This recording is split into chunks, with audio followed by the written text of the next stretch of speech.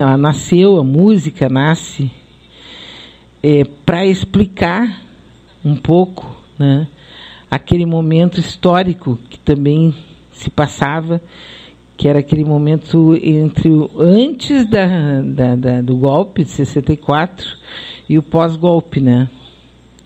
Esse golpe, para quem lembra, durou 21 anos, até 1985, oficialmente. Ainda ficou ali se esbudegando um pouquinho, mas até 85 era o papo mesmo, né? Muita gente contra, outros a favor.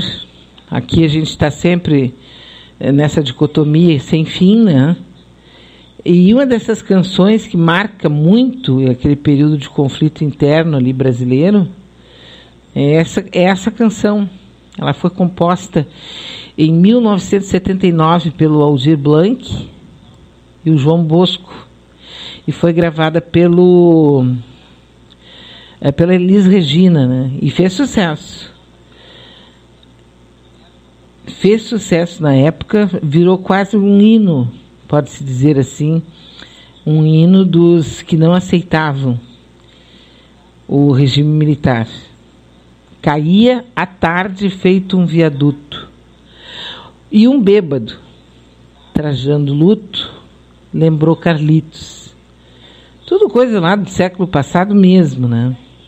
O viaduto que ele se referia aqui foi um viaduto que caiu lá no Rio de Janeiro, elevado do Paulo de Frontin, em novembro de 1971. A Revolução, o golpe, havia sido dado pela CIA, junto com os militares brasileiros, em 64. Em novembro de 71, esse viaduto caiu, claro, com aquela construção que estava sendo feita. Foram mais de 40 mortos e feridos, e muita gente não sabe se foi mais ou menos, pois a imprensa apoiava a ditadura e não divulgava nada que pudesse deixar o regime, né, a ditadura mal vista, vamos dizer assim. Naquele mesmo ano, caiu um outro viaduto, dessa vez em fevereiro, mas em Belo Horizonte. Esse caiu em novembro de 71. E logo em seguida caiu outro em Belo Horizonte. Foi um pavilhão projetado por Oscar Niemeyer. Quem estava fazendo na época era Israel Pinheiro, que era um político de direita, né, governador de Minas Gerais. Também desabou esse pavilhão, desabou em cima dos operários durante a hora de folga do meio-dia. Desabou, também pouco se falou. E muito se falava ali naquela época do chamado milagre econômico, né? Tem um milagre econômico e tal, né? Então, a ditadura apresentava isso para a população, para recuperar as antigas euforias de outros períodos populistas, que seria tipo o campeão da Copa de 70, tudo aquilo que se fazia na época para maquiar as tragédias produzidas pelo sistema, né, pelo regime, que não eram sequer faladas, porque a imprensa era favorável ao regime de oposição ao povo. Continua a mesma coisa nos dias de hoje. A frase número 3, me lembrou Carlitos, é que naquela época tinha um grande personagem do Charles Chaplin, que fazia muito sucesso, era um andarilho, que usava um chapéu coco, bigode, um paletó muito apertado, e que, apesar de ser muito pobre, ele agia como um grande cavalheiro que morava nas ruas. Ficou claro a condição ali, quer dizer, a contradição, né, entre o bêbado, que obviamente não tem equilíbrio, um bêbado e o luto, um bêbado trajando luto. A alegria do vagabundo que tenta driblar a situação e o estado melancólico da sociedade brasileira, que é tipo assim, sempre vai que dá, né? Tira de letra. Comigo tá tudo bem. A frase, assim, ainda, né, sem sair dessa terceira frase, que me lembrou Carlitos, um bêbado trajando luto e tal, é que havia uma espécie assim de otimismo que o Brasil continuava melhorando e caiu igual aqueles 2 viadutos lá do Rio de Janeiro, de Belo Horizonte, as 2 personagens que lembravam a personagem bêbada. Aí vem a lua, tal qual a dona do bordel, pedia a cada estrela fria um brilho de aluguel. O que seria isso, né? E o que eles explicaram depois? Esse verso retrata a lua, não, num sentido figurado, porque a lua não tem brilho, né? Então, evidentemente que a lua apenas reluz ao sol, né? Então é a mesma comparação a dona de um bordel que explora alguns para fornecer prazer a outros e obter ganhos. Então haveria aqui uma representatividade. Os políticos que se venderam ao regime militar e que hoje nem donos de bordel seriam, né? Eu pelo menos acho que não. E a dona do bordel, que seria quem? O grupo militar, né? Estrela. As prostitutas exploradas, tal qual a dona de um bordel pedia a cada estrela fria um brilho de aluguel. É o povo explorado. O 5º verso, né, que seria esse, seria o governo militar explorando o povo e os recursos do país para ganhos pessoais. Quer dizer, a lua, tal qual a dona de um bordel, que seria o governo militar da época, pedia a cada estrela fria, que seria o povo, um brilho de aluguel, ou seja, explorava o povo, os recursos do país para ganhos pessoais. Ah, mas tu nunca soube de nenhum daqueles generais que ficou rico? Claro que não. Obviamente que não. Alguns até morreram pobres. Assim como tu vai encontrar no sistema que nós vivemos pessoas que têm brilho e depois morrem pobres, né? Então, depois segue em cima ainda a música, para a gente ver um pouquinho da relação e como a música, eu não sei o que vai acontecer também com os produtores musicais hoje em dia, com os compositores e tudo, que não tem mais como sobreviver com isso, né? Até porque o canal que vai existir, porque não vão haver mais grandes concentrações do gado, né? Então, vai ser através dessas lives que estão fazendo. E aí vai proliferar o quê? O que vem no lugar, né? Mas é na música do Aldir Blanc, estou lembrando dele porque ele está muito mal no hospital, né? E nuvens, lá no mataborrão do céu, chupavam manchas torturadas, que sufoco, louco. Para os mais novos, o pessoal não sabe nem o que é mata-borrão, né? Mata-borrão era um papel, uma espécie de...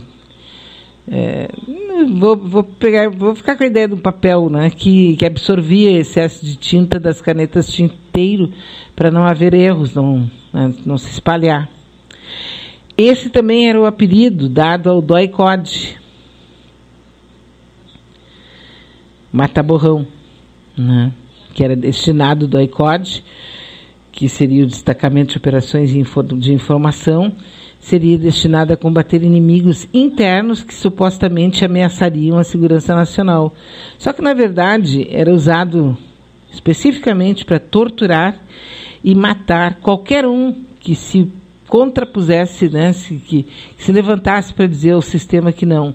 Isso eles estão fazendo hoje de uma forma magistral nas redes sociais, eliminando do Facebook, eliminando do YouTube, mais especificamente do Twitter e do Facebook, qualquer pessoa que se levante contra o sistema querendo mostrar para o povo que não quer saber quem é que está fazendo o que e por quê, né? Porque, na verdade, as pessoas não querem saber. É muito mais cômodo. Nem coloco culpa, nem acho que é feio, nem nada, porque realmente melhor seria não saber, né? Mas naquela época, então, nuvens lá no mataborrão do céu chupavam manchas torturadas, que sufoco, louco. seria exatamente isso, né? Esse mata-borrão, que era o apelido dado ao doicode, os militares forjavam situações para incriminar quem fosse torturado ou morto. E isso é muito bem aludido nos versos 6 e 7. E o verso 8 do Aldir Blanc vai direto para os militares, né? Vai no ponto direto. Poderia se dizer hoje isso, né? Meu Brasil, que sonha com a volta do irmão do Enfio, com tanta gente que partiu num rabo de foguete, chora a nossa pátria, mãe gentil, choram Marias e Clarices no solo do Brasil. Primeiro ele faz referência aqui aos dois irmãos, né? O irmão do Enfio, que era apelidado de Henrique de Souza Filho, um cartunista, quadrinista, jornalista e escritor que foi exilado. Ele era irmão de Herbert de Souza, o Betinho, que era sociólogo, ativista dos direitos humanos, também foi perseguido e exilado, como tantos outros brasileiros, né? E o verso 11 cita Clarice, que era a esposa do jornalista Vladimir Herzog. Vladimir fazia parte do movimento de resistência contra o regime e teve um suicídio por enforcamento muito mal forjado numa cela do mata-borrão do doicode. Maria, por sua vez, era esposa do metalúrgico Manuel Fiel Filho, torturado até a morte sob a acusação de fazer parte do Partido Comunista Brasileiro, embora seu real crime tenha sido ler o jornal A Voz Operária. No plural, choram Marias e Clarices, são todas as mulheres, sejam mães, filhas, esposas, que sofreram por alguém que fora torturado e exilado ainda naquela época, né?